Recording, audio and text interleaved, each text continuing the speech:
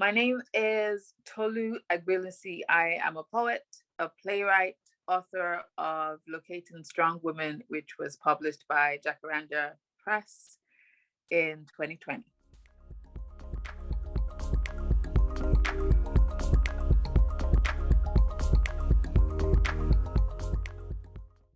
It's difficult to think about what has been the most transforming thing about this period because I think so much has. Uh, in a weird way, it hasn't given me space to breathe, but it has given the world space to stop. And I think in stopping, what has been transformative is that things that people would not normally give attention to, they now it's almost as though they have to because there's nothing else to do. So, for example, the explosion of protests um, all across the world last year, I don't think that would have happened if we weren't in COVID, if the whole world wasn't stopping. I would like to think the moment for everybody to suddenly realize that there was racism um, naturally came, but I'm not that naive. I think it's something about feeling helpless generally, which also then made people have a little bit more introspection. But in the same time, it was what was troubling about the moment was that there was so much performance of consciousness, performance of coming into consciousness of whether it was racism or whichever other ism it was. But after the whole black box thing went away and people have elected their diversity offices, not much change happens or has happened or is happening. So that has been concerning. But the liberation aspect is just knowing that it's good to stop and being able to take stock and see what happens internally for each of us in that moment. And as a Black poet who was published during that period of COVID when everybody was in lockdown, seeing that actually your audience will still find you, whether it's lockdown or the world is open, um, that it is still possible to thrive and to flourish. So, yeah, that was the most liberating thing for me, I guess.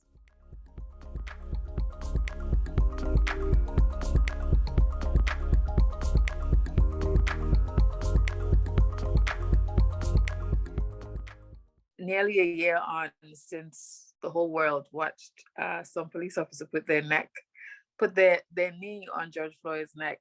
What has changed for me is that I conserve a lot more of my energy um, when it comes to conversations around Blackness or racism. Not that I was giving people so much of it to discuss those things before, but there was a tiredness when that happened.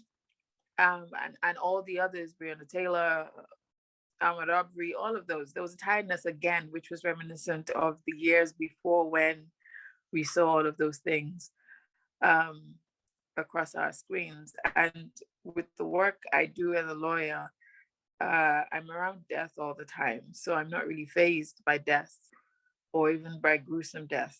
But there was a different tired this time around. So I watch the videos less. I enter the discussions less. I zone out of social media more. Um, those have been huge turning points for me. Just learning to conserve my own energy, being a force or being part of a movement of change doesn't have to mean assaulting myself on a regular basis um, with more bad news, which never seems to stop.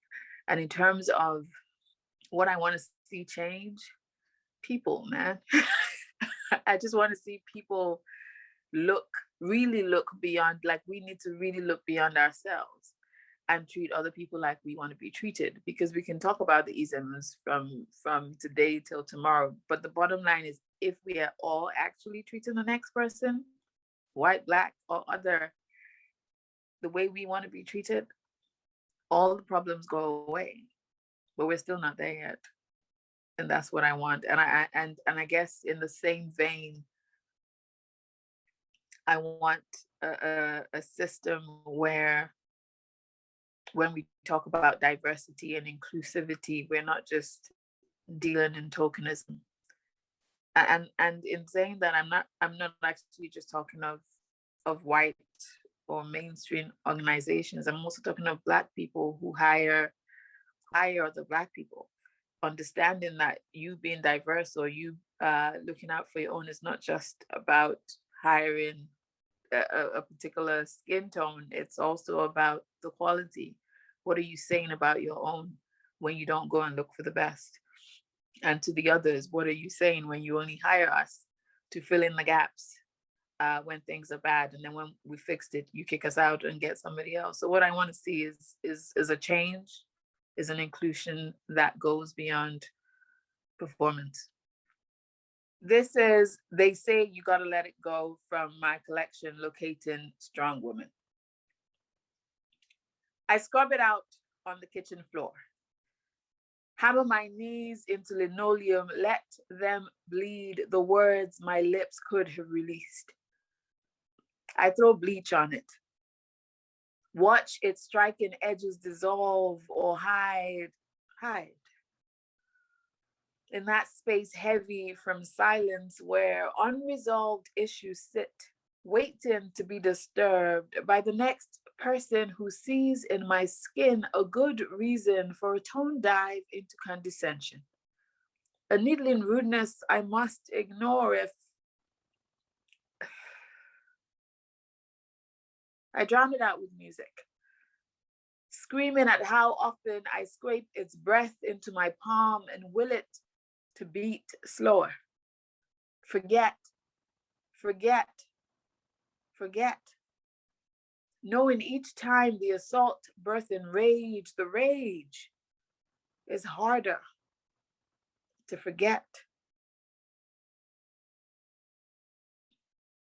My experience of COVID-19 matters.